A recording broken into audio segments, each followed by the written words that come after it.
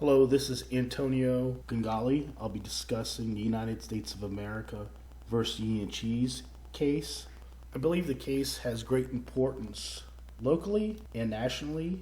The particular order required successors and any and all persons in active concert or participation with them. So Rule 65 of the Rules of Civil Procedure have people bound by the order. So here's a quick overview of the mandates that were required within this order.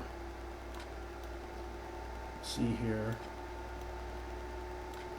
you'll see emergence of successor corporation, and here is the supplemental order. You'll see all the provisions of the court order of the June 16, 1995 shall remain in full force and effect except where expressly modified by the supplemental order. So we'll see here within the order the successors, and you'll notice it says defendants have established and implemented adequate methods, facilities, and controls for receiving, manufacturing, preparing, packaging, distributing, and holding articles of food in the facility to ensure that articles of food are not contaminated with Listeria Mono bacteria, other pathogenic bacteria, or filth. Such methods, facilities, and controls shall specifically include, but not shall be limited to, the following. So it appears that this order, you are to rid the facility of Listeria Mono and other pathogens filth. Now what makes this order, what's unique about it is that surveys by the FDA have established that there is 12% of the ball raw milk is contaminated with Listeria Mono. Also, typically a company will take bacteria tests of each load coming in. They'll do silo samples, as well as they have bacteria estimates that they give producers on a monthly or bi-monthly regimen. So when you read this order, receiving and manufacturing and packaging, it seems like there's something amiss here, because it doesn't seem that it's possible that you could be bringing in or can't be bringing in milk when there's such a probability of it in the commercial milk supply. Additionally, raw milk in Midwest is 10 to the 4th to 10 to the 5th microorganisms within the milk, so it's a high probability that there's bacteria. So this order seems to be, something doesn't seem right with this order. Additionally, we'll get further into the case. So the Food and Drug Administration had implemented this zero tolerance policy in the processing area to prevent contamination from occurring. Well, that sounds really great to prevent it. However, if it's coming in at a 13%, also there was federal law that you could use unpasteurized milk for making cheese. So it seems inconceivable if you're having a raw material in the processing area to have zero tolerance. Additionally, the only cheese that Union manufactured was rhineless Swiss cheese, and within the standards of identity, it permitted the use of raw milk.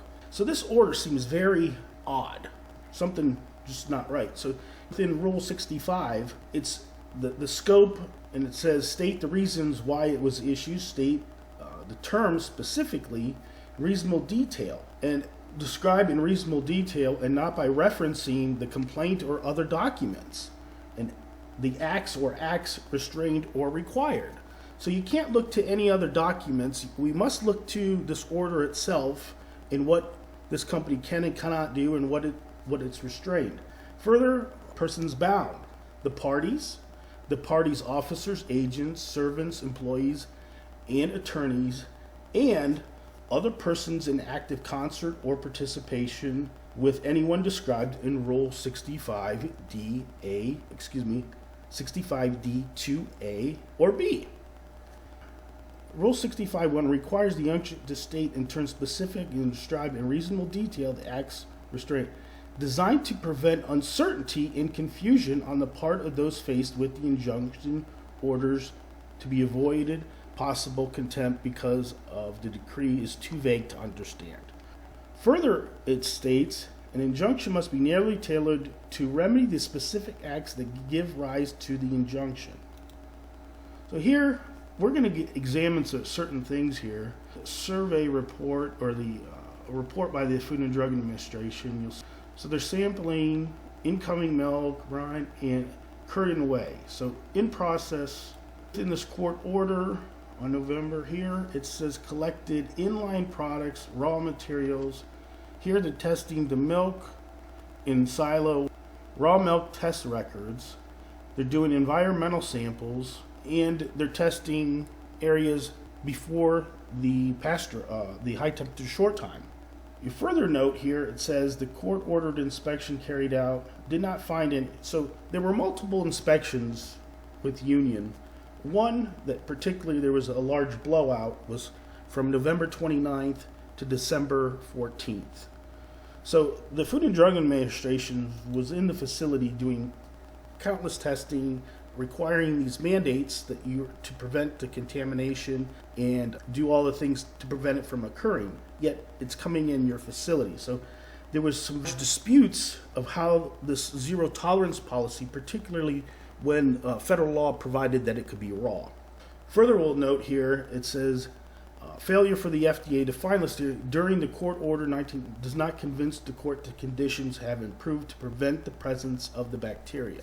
So it clearly seems that this court is requiring you not to have Listeria Mono within this facility. And it's just inconceivable how you would function a business when it's within the commercial milk supply. Particularly further when the law provides that it can be used raw. So I believe this order is very concerning.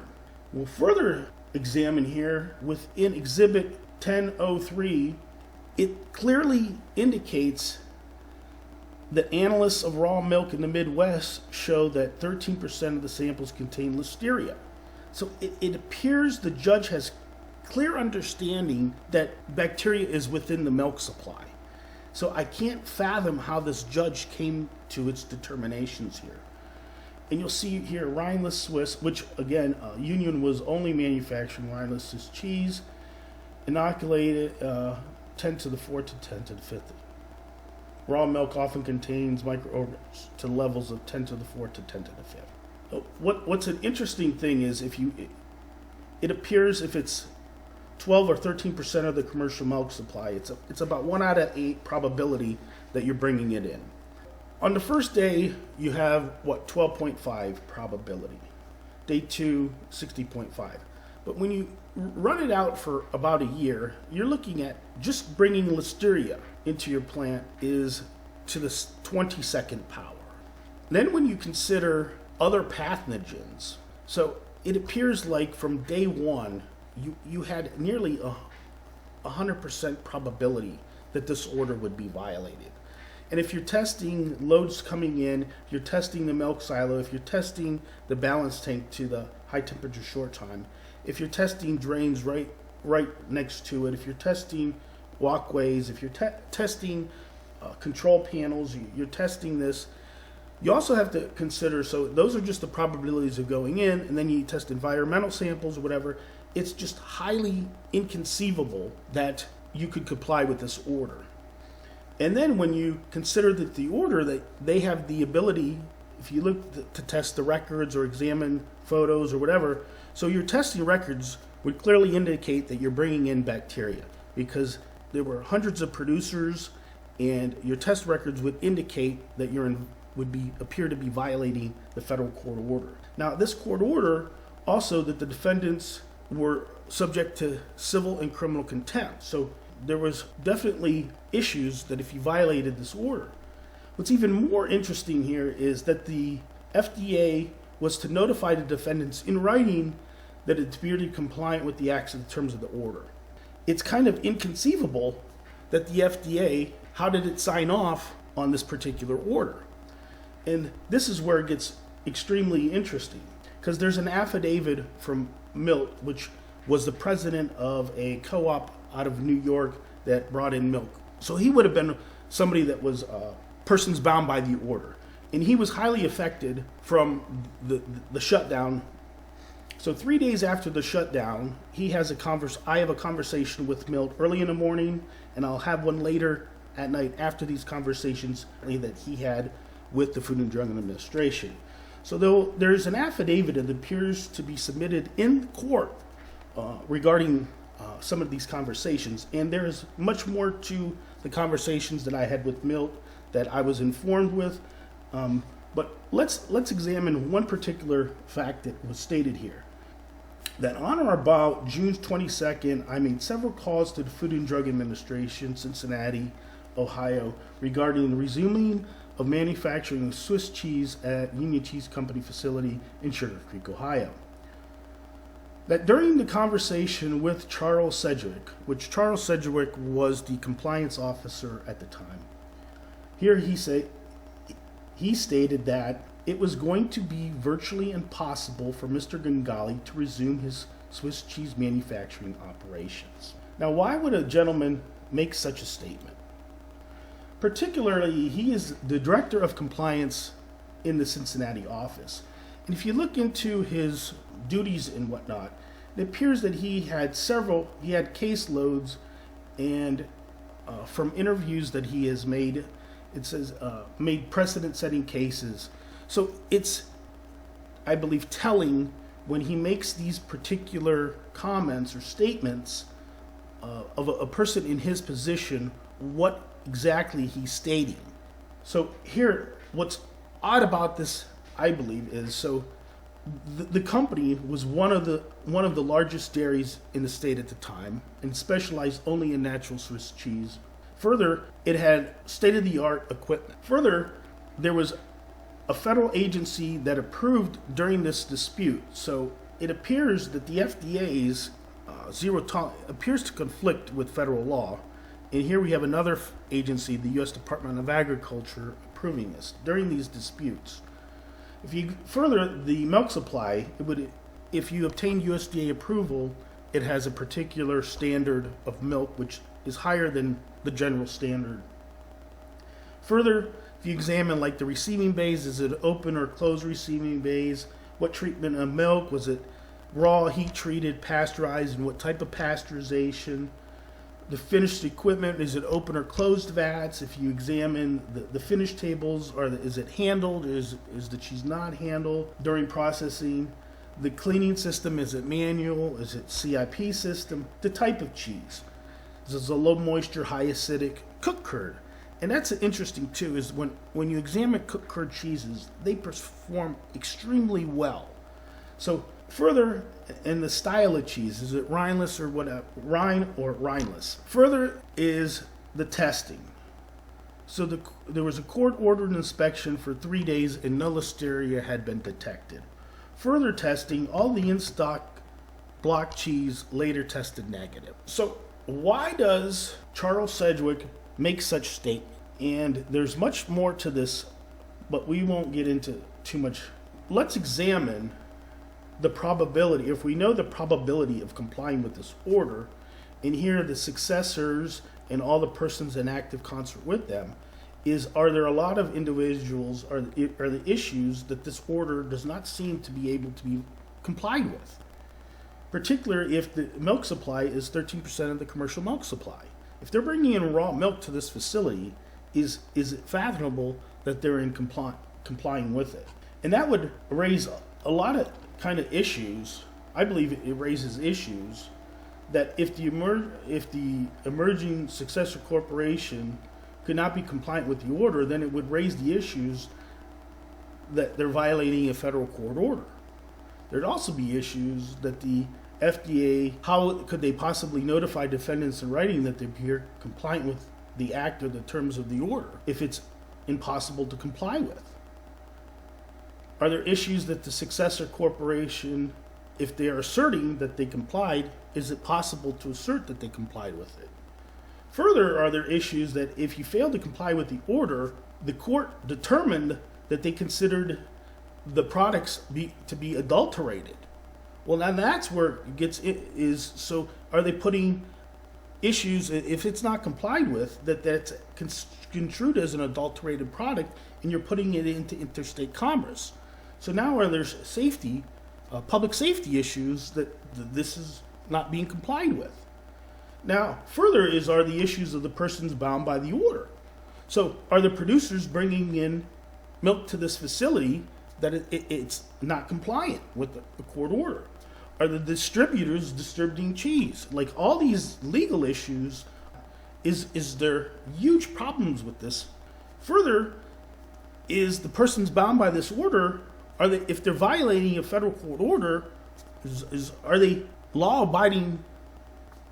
And then, are there issues that if the government doesn't want to address things, or that there's obstructing to get into the court to address these issues, is there public safety issue? Is there quality issues? And if there's an adulterated product, it carries civil and criminal? So there's, I think, tremendous legal issues just on the issues of possibility. But in this particular case with Union, we discovered that there's way more issues than just the mandates of the order, because we discovered it appears that the declarations appear to be incorrect. There appears to be misrepresentations. There appears issues of fraud, issues that the court lacked subject matter jurisdiction. There's issues that the government witnessed. If there's perjury issues, is there discrimination, harassment, civil rights violation, misconduct, willfully depriving of rights, and conspiracy to deprive it. So if the order was to prevent the presence of the bacteria, does the judge have subject matter jurisdiction and over the parties? And we'll get into more of that. But let me further add here. It says, if the FDA wants to shut down the U.S. artisan cheese industry, all they have to do is do this environmental surveillance, and the odds of finding a pathogen would be pretty great, referring to the Listeria test at cheese plant. And further, when you examine U.S. First Park, if the company has responsibility, it must not only seek out and remedy the violation, must implement policies to prevent the violation. So some of these are unavoidable. Biosafety level. So what would it require of a company to have zero of Listeria and other pathogenic bacteria? What controls and things would be required? Here, what's further interesting is that the U.S. Department of Agriculture established controls for Listeria in post-lethality exposure to ready-to-eat products. So that was done, it appears, in June 6, 2003. In a dairy foods control of Listeria in dairy plants in 2013, 6/15 of 2013. Today, it is known Listeria can be controlled but not eliminated in the dairy processing plants. So does it appear not to conform with federal law of the standards of identity? What's concerning here, so the supplemental order, it had all the provisions of the court order of the June 16, 1990 shall remain in full force and effect except where expressly modified by the supplemental order. Was there an obligation to have zero tolerance within this facility at 1545 County Road 70, Sugar Creek? And was there ability to examine and copy records, bacteria estimates, and the load records and producer records? Well, here's an overview of some of the issues that I believe exist in the case. So clearly, I think there's issues of impossibility, and this order conflicts with federal law. Here, I believe also that the Administrative Procedures Act, which requires public participation and having them the opportunity to submit their views and arguments, that there was no process when they determined the zero tolerance policy. And I believe if there's a violation of the Administrative Procedures Act, the deprivation of procedural right is the right to protect the party's concrete interest is irreparable injury. So I don't believe that the court had subject matter jurisdiction to disregard the standards of identity and that cheese can be made from unpasteurized milk. I believe it conflicts the zero tolerance policy and the standards of identity. I believe that those two cannot coexist together. So I believe the court violated the Administrative Procedures Act. But where this case gets even more disturbing is I discovered some things or the statements of fact and the declarations that were used in this case is where this case absolutely goes off the rails here. Because if you see within the findings of fact with the court, it states the responsibility and authority of management and day-to-day operations when Dominic Gangali is not present at the plant, defendants Annette Gangali assumes controls of operations. So I did a YouTube discussing the issues of, it appears that these declarations are absolutely false. And I'll go through some slides because it appears that the court and the Justice Department and the FDA, there's absolutely no question that the FDA knew that these were false.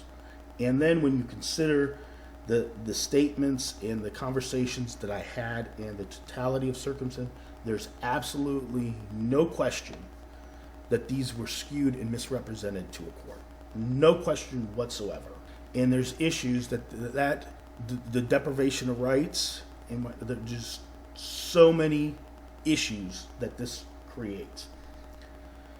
So you see within the court order, it stated that Dominic Gangali is semi-retired, spending approximately 40% of his time at the plant. Is that incorrect? There also statement that says no employee training program and sanitation practices that unions could union obtain USDA approval without a sanitation program. Here it says Gangali never consulted a sanitation engineer. Well, here you'll see individuals on the witness list. So what you'll understand is, or if you can fathom, is it appears that they conducted a federal trial with the wrong parties named in this action. There's also, and I'll have slides of what the court knew and what the Justice Department appears to know, and as well as things with the Food and Drug industry. But we're going to go a little more further into other statements and things. So their expert witness. Here it says pasteurization kills off Listeria Mono. As an alternative to pasteurization, aged cheese for appropriate amount of time will kill off low levels of Listeria, levels less than or equivalent to 100 CFUs per milliliter, but not kill off higher levels. It says could survive the aging process of the levels which it was present in the product during production. So there's multiple things here. So it was a USDA approved make facility.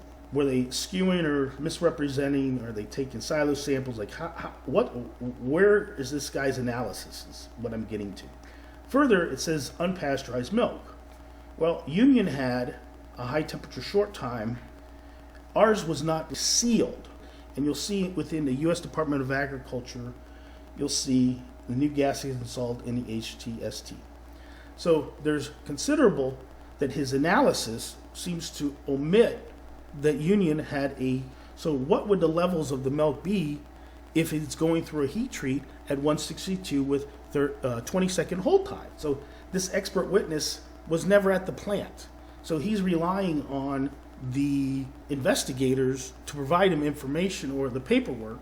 So if he doesn't put details or they're intentionally skewing it or not telling him certain things, his analysis are completely skewed on multiple things.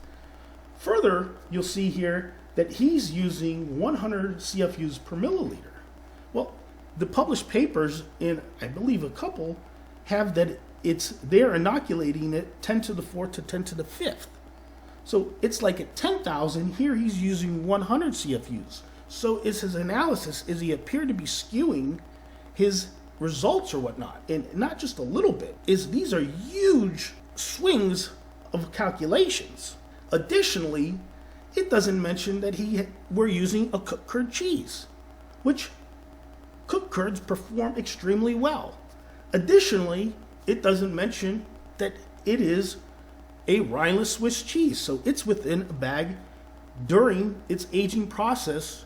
So all these kind of things with this testimony, and then if we would dig deeper, there's so much more, and it's of analysis and stuff to rebut this gentleman's testimony.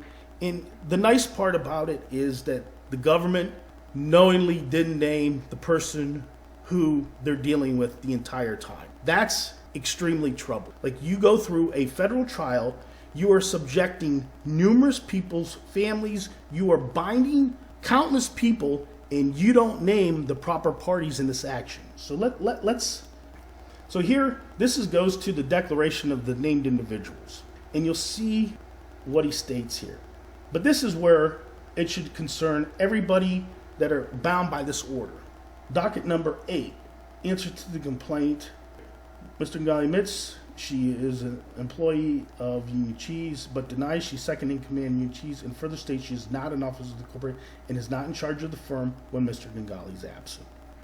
There's a YouTube that gets into much more detail of this, but let's see docket number 11. She is a secretary and an office manager. She is not a plant manager. Docket 13. Here, having improperly named a party. So it clearly indicates that this court knew that there's problems with the declaration of the individuals. We further have on docket 13 an affidavit from my father here. At the time, he elected to take a less active role in the day-to-day operations of the company. So it's not his daughter who's the office manager, and he's not taking the day-to-day operations. You'd say, who in the hell is it? Well, let's go further, because within the declaration from Philip, this is the lead investigator, there's an answer to the complaint. What's disturbing here is they're stating certain things, yet their documents and their records tell that it appears that she's a secretary. They're writing themselves, to my knowledge. So how does their paperwork somehow skew it or misrepresent who's doing what? And most disturbing is, so you have an individual that's with you the entire time you're at this facility, with very few exceptions, and he's not named in this action?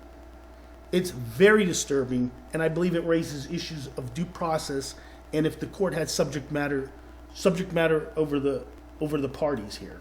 Here, defenses and lack of subject matter jurisdiction, failure to join a party under Rule 19. Hearing.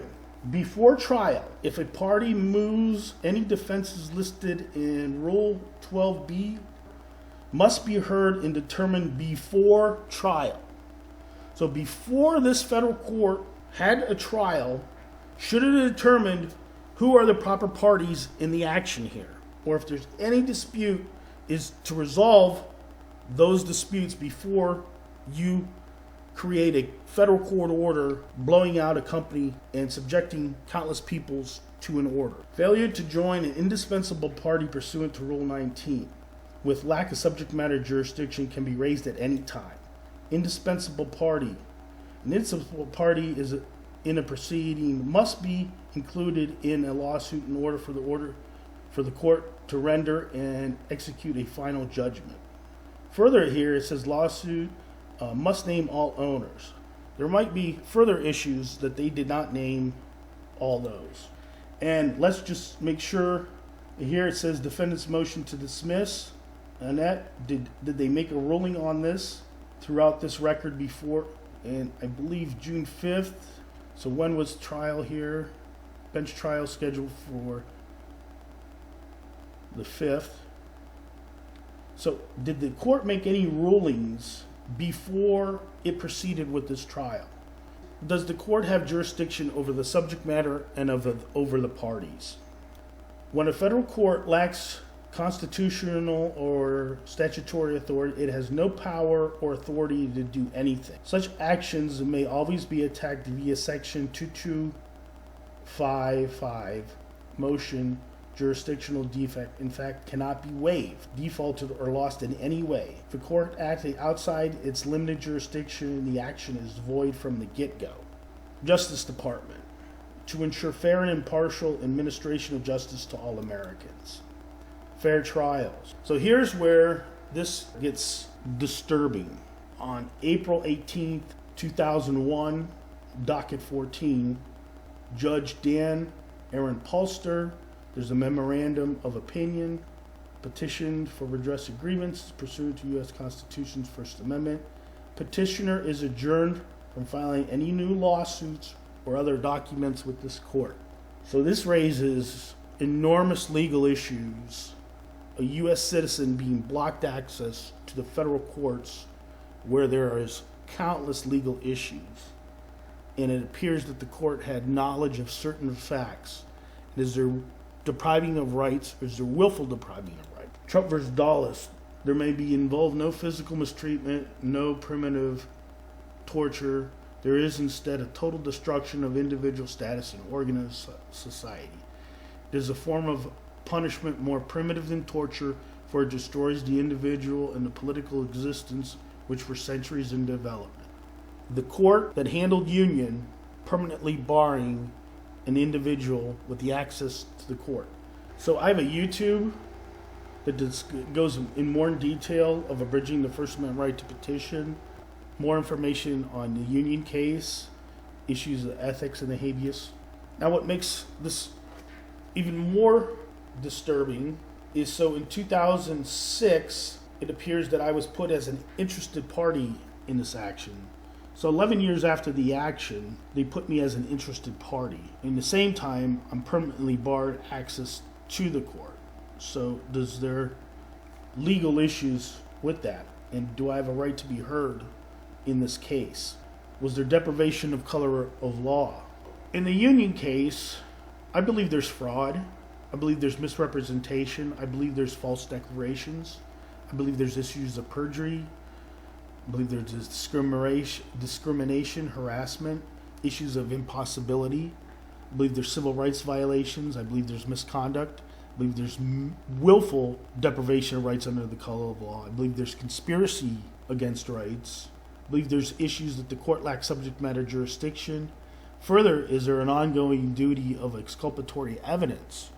Does the Justice Department, was there issues of making misrepresentations to the court? Is there candor to a tribunal? So are there issues that there was false statements of fact or law to a tribunal, or failing to correct false statements of material fact previously made to the tribunal by the lawyer? So what would have been the controlling legal authority at the time of the Union case is, where was there any statutory authority of this zero tolerance? Was there federal law, well-established federal law of the standards of identity and the ability to use raw milk? So would that have been the controlling legal authority in this matter? Further, was the expert witness, when you examine, can they claim adulteration? So they appear to misrepresent the manner and method of production. They're skewing their analysis hugely. So can they claim adulteration? And if they can't claim adulteration, they don't have jurisdiction of injunctive relief in these proceedings. So does the court lack subject matter jurisdiction of the use of injunctive relief in this matter based on fraud and misrepresentations by the Food and Drug Administration? Further, if the Administrative Procedures Act in this case was not followed, do people have a constitutional procedural right to due process and whatnot? And does the court then lack subject matter jurisdiction to rule on the use of zero tolerance? So I don't believe that the court had a jurisdiction over the parties, and I don't believe they had subject matter jurisdiction over the subject that was being litigated in this case. Further, if there's a failure to join an indispensable party, which it lacked subject matter jurisdiction, it can be raised at any time. A void order can be attacked either directly or collaterally at any time.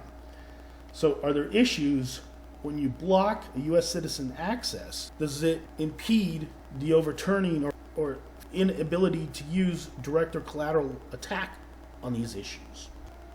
I believe that there's numerous legal issues within the Union case. I believe there's a lot of people that are potentially bound by this order, and huge legal ramifications, not only locally, but actually nationally, that they have been using this environmental surveillance that appears to be conflicting with federal law, or how they're using these analysis, is I believe that it's unconstitutional. I believe there's a lot of issues within this case, and I don't feel that this order could be complied with. I want to thank you for your time. Goodbye.